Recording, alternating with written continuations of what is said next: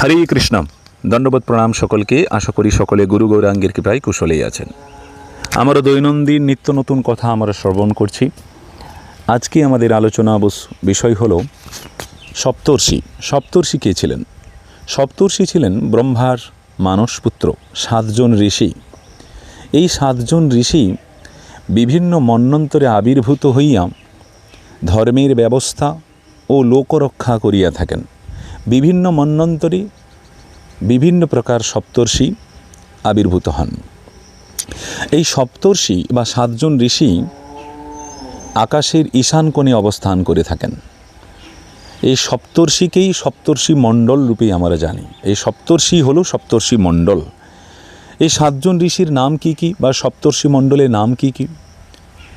মরীচি, অত্রি, পুলহ, পুলস্ত, ক্রতু, অঙ্গিরা ও বশিষ্ঠ। আবার একবার নাম বলছি, আপনারা জেনে নেন। মরীচি, অত্রি, পুলহ, পুলস্ত, ক্রতু, অঙ্গিরা ও বশিষ্ঠ।